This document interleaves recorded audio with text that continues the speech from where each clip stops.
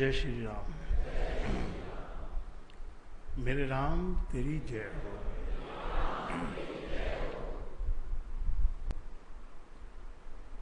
संसार में अगर किसी की जय हो सकती है तो वो केवल राम की हो सकती है।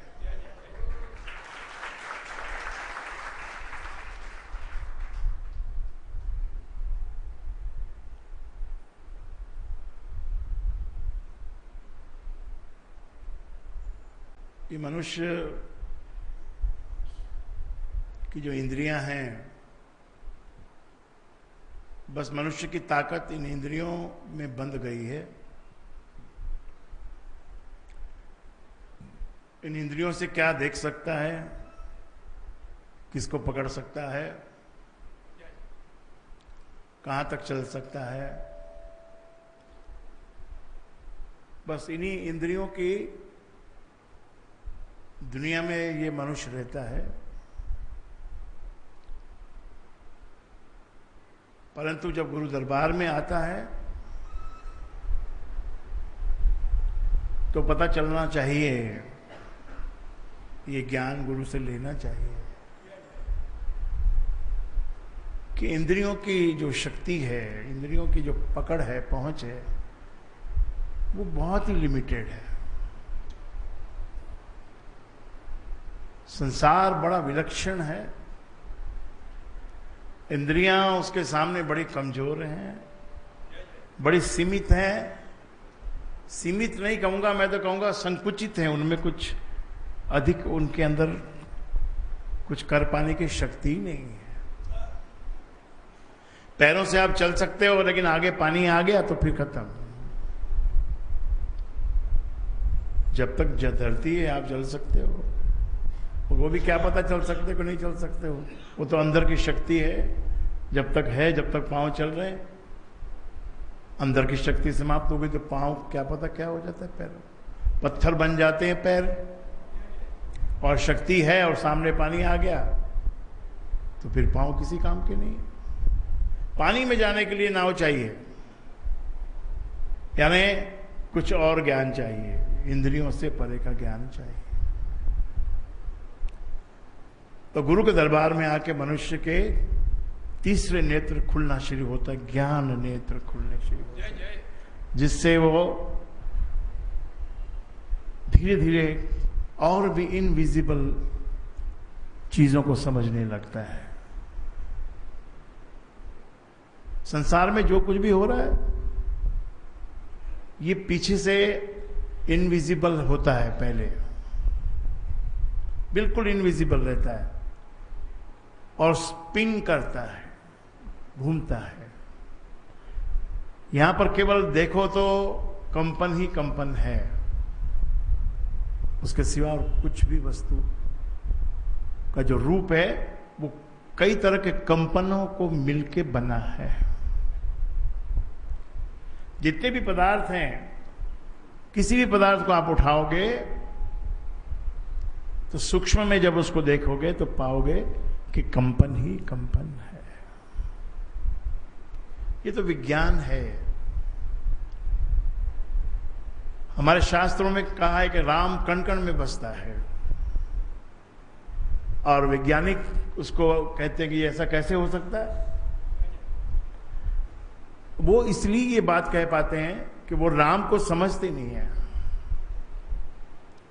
जिस चीज को वो ऊर्जा कह के बुलाते हैं, एनर्जी कह के बुलाते हैं, वही तो राम है। राम का अर्थ है एनर्जी, ऊर्जा।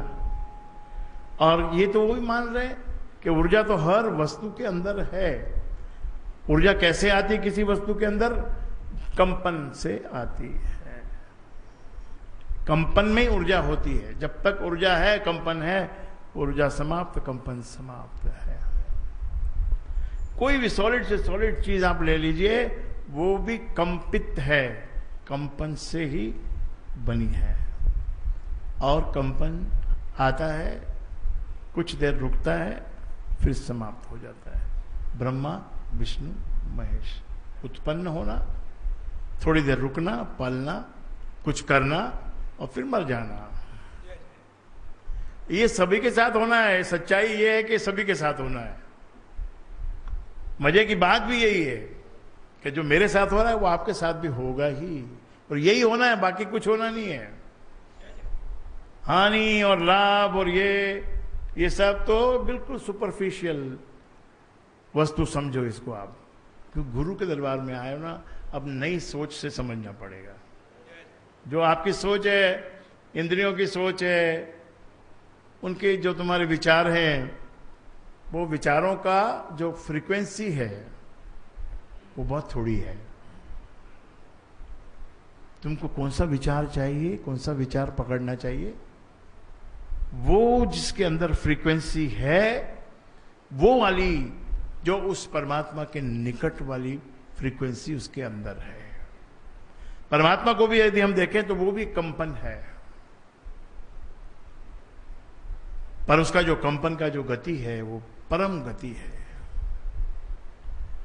तो छोटी मोटे वस्तुओं के पीछे लड़ाई झगड़ा करना, कलेश करना, या उसके लालच में डूब जाना, या फंस जाना, ये तो फिर वही बात हुई कि भाई अंधा है तो जन्म मरण के चक्कर में पड़ा ही है, तो पड़ा ही रहेगा, घूमता ही रहेगा, पड़ा ही रहेगा, घूमता ही रहेगा। इसलिए ये मनुष्य दो प्रकार की भूख से ग्रसित हो रहा है। दो प्रकार की भूख से चल रहा है। एक पेट की भूख,